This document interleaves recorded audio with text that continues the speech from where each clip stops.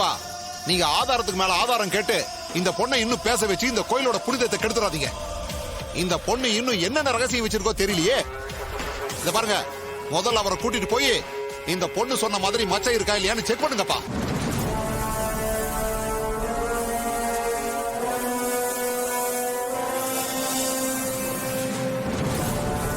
கார்த்தி தம்பி, இப்ப என்ன பண்றது தம்பி?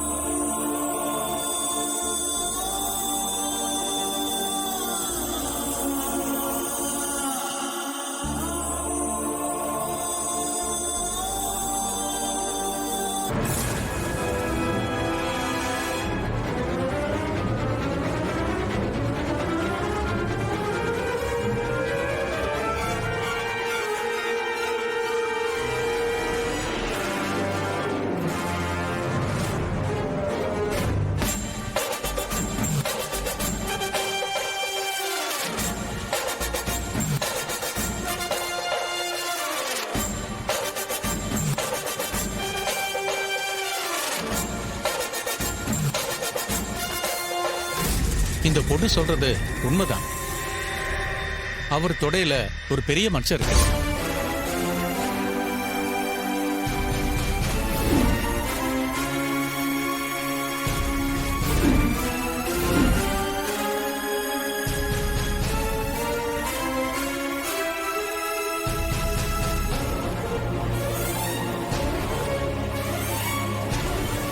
மாப்பிள்ள, இது யாரோ பண்ற சதி மாப்பிள்ள.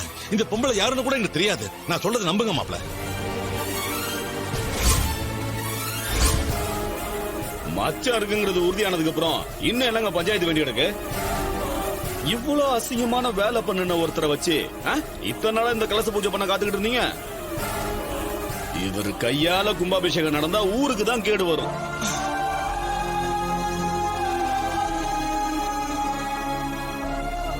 அதனாலதான் 2 தடவையும் நம்ம ஊர் கும்பாபிஷேகம் பாதியிலேயே நின்னு போயிருக்கு.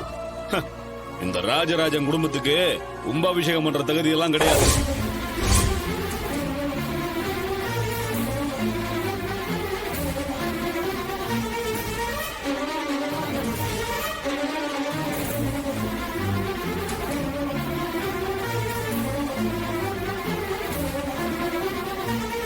எல்லாரும் கொஞ்சம் அமைதியா இருக்கு.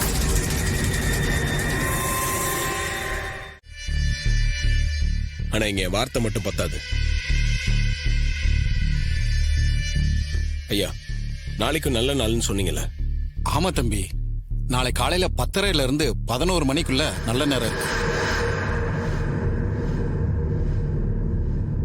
இங்க இருக்கிற எல்லாரும் முன்னாடி என் மாமாவை அசிங்கப்படுத்தி தப்பானவர்னு சொன்னாங்கல்ல, உங்க எல்லாரும் முன்னாடி இதே இடத்துல என் மாமா மேல எந்த தப்பும் இல்லைன்னு, இது பொய்யா அவர் மேல அவங்க போட்ட பழின்னு நான் நிரூபிக்கிறேன்.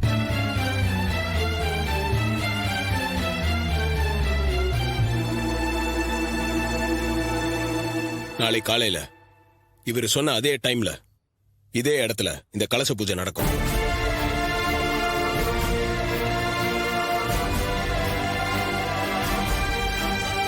இதே மாதிரி எத்தனை நாள் எத்தனை மாசம் தான் பூஜையை தள்ளி போட்டுட்டே இருக்கிறது? ஒரு வேலை நீ சொன்ன மாதிரி உன் மாமா மேல தப்பு இல்லைன்னு உன்னால நிரூபிக்க முடியாட்டி என்ன பண்றது? நாளை காலையிலக்குள்ள நான் நிரூபிக்கலனா இந்த ஊருக்காரங்க என்ன சொல்றாங்களோ அதை நான் ஏத்துக்கிறேன். இந்த ஊர்ல கும்பாபிஷேகமும் கலச பூஜையும் யாருக்காகவும் நிக்க கூடாது. நாளைக்கு காலையில 10 மணிக்குள்ள நீ சொன்னபடி உன் மாமா மேல எந்த தப்பும் இல்லைன்னு நிரூபிக்கலனா கோயில் கலச பூஜையும் கும்பாபிஷேகத்தையும் நானே முன்னாடி நின்று எந்த குறையும் இல்லாம சீரும் சிறப்புமா நடத்தி காட்டுவேன்.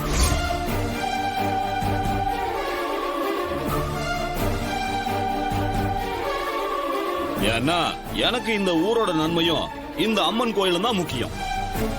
என்ன பெரியவங்களே, நான் சொன்னதுல எதுவும் தப்பு இருக்கா? நீங்களே சொல்லுங்க. சிவனாண்டி, கார்த்தி தம்பி சொன்ன மாதிரி அவரு ராஜராஜ ஐயா மேல இருக்க குற்றச்சாட்டை நிரூபிக்கலனா அம்மன் முடிவு எதுவோ அதுபடியே நடக்கட்டும். நாளைக்கு காலையில கலச பூஜையை தொடங்குவோம். அது வரைக்கும் இந்த நகை என்கிட்டே இருக்கட்டும்.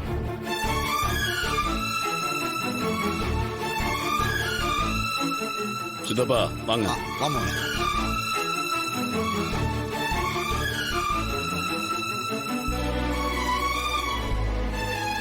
கடவுளே, எனக்கு ஏன் இந்த சோதனை? எத்தனை வருஷம் இல்லாம இன்னைக்கு கோயில் பூஜைக்கு வந்த என்ன ஏன் இப்படி சோதிக்கிற?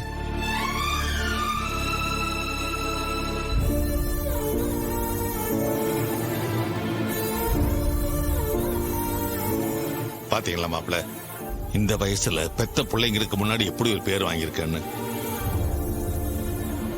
மாடி, நான் சொல்றத நம்புங்க. அந்த பொம்பளைக்கும் எனக்கும் எந்த சம்பந்தமும் கிடையாது. இதுக்கு முன்னாடி நான் அவளை பார்த்தது கூட கிடையாது.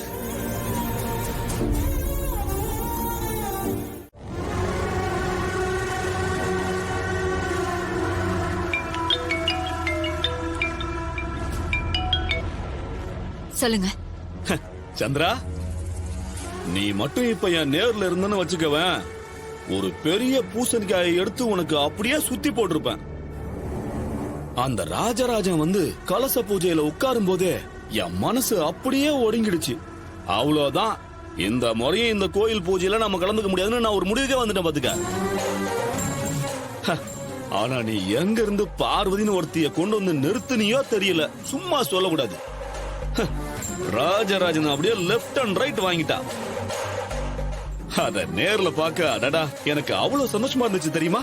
எப்படிங்க என்னோட ஆளு நல்லா பெர்ஃபார்ம் பண்ணாலா?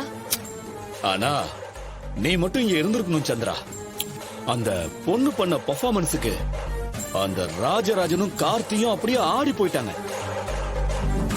அவங்க முகம் சுருங்கி போய் நின்னதை பார்க்க எனக்கு அவ்வளவு சந்தோஷமா இருந்துச்சு. ஆனா சாமுண்டீஸ்வரியோட நகை எப்படி அந்த பொண்ணுகிட்ட போச்சு?